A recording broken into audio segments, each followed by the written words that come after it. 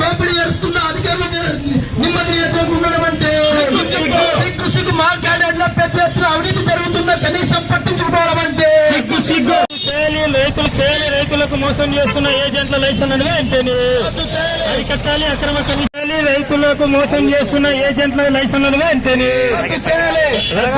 రైతులకు మోసం చేస్తున్న ఏజెంట్ల. కర్నూలు జిల్లా మార్కెట్ యార్డ్ అనేది ఈ జిల్లాలోనే ప్రథమ స్థానం అటువంటి వేరుశనగ విక్రయాలలో పేరుగాంచినటువంటి వ్యవసాయ మార్కెట్ ఎమ్మెనూరు వ్యవసాయ మార్కెట్ లో అవినీతి రాజమేలుతుంది. రాబందుల మాదిరి రైతులను పీక్కు తింటున్నటువంటి సంఘటన ఈ యొక్క మార్కెట్ యార్డ్ లో జరుగుతున్నా.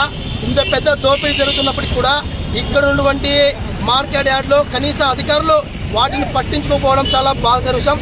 ప్రధానంగా ఇవాళ సరుకు ఒక షాపు తీసుకొస్తే మరో షాప్ తో మరొక ఏజెంట్ తో డబ్బులు ఇప్పిస్తూ తక్కుపట్టితో విక్రయించినటువంటి తక్కుపట్టి ద్వారా ₹2 నిబంధనలు ఉన్నప్పటికీ కూడా కమిషన్ 100కి ₹2 వసూలు నిబంధనలు ఉన్నప్పటికీ కూడా అందుకు విరుద్ధంగా పక్క షాప్ నుంచి ₹4 కమిషన్ తీసుకుంటూ రైతులను ఆ వైపున మోసం చేయడం జరుగుతుంది.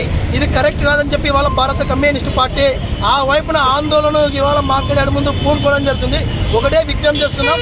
అదే కాకున్నట్టు ఇవాళ ఇవాళ జరిగినటువంటి సంవత్సర కాలంలో ఈ యొక్క మార్కెట్ లో ఉత్పత్తి దాదాపు ₹1,200 కోట్ల వేరుశనగ ఉత్పత్తి విక్రయాలు జరుగుతున్నటువంటి సందర్భంలోనే ఇట్లా దళారీ వ్యవస్థ ద్వారా దాదాపు ఇక్కడ ₹12 కోట్ల అవినీతి జరుగుతుంది.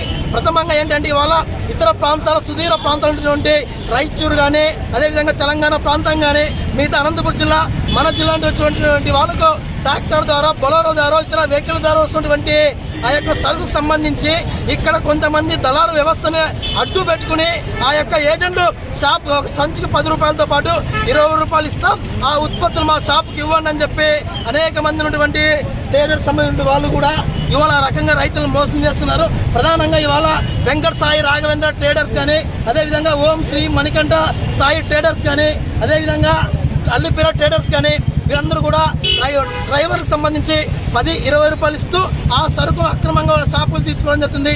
ఈ వ్యవహారం రైతులకు ఏమాత్రం తెలియదు. రైతులను మోసం చేస్తున్నటువంటి విధానం పైన మేము తీవ్రంగా ఖండిస్తాం. అదే స్థాయిలో ఇంత పెద్ద మార్కెట్ యార్డ్ లో ఇవాళ ధరల వ్యవస్థ ఉసిగలిపి ఒత్తిన ఎగిసిపడుతున్నటువంటి తరుణంలోనే కనీసం ఇక్కడ ఉన్నటువంటి అధికారులు మీరేం చేస్తున్నారు, మీరు చోద్యం చేస్తున్నారు, మొత్తం మీద రైతులు మోసం చేస్తుంటే మీరేమి ఇవాళ ఏం అధికారిగా మీరు ఇవాళ పరిపాలన కొనసాగిస్తున్నారని చెప్పి ఇవాళ సిపిఐగా మేము డిమాండ్ చేస్తాం.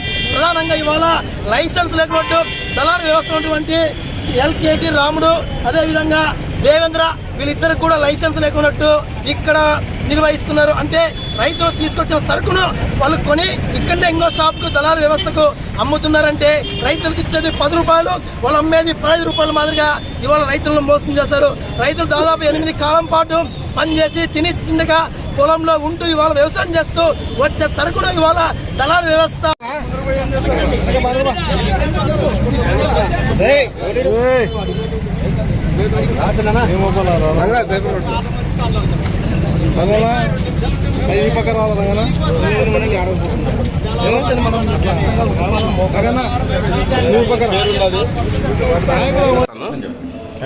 అధిక కమిషన్ వసూలు చేస్తున్నారనేది మా దృష్టికి వచ్చిందండి.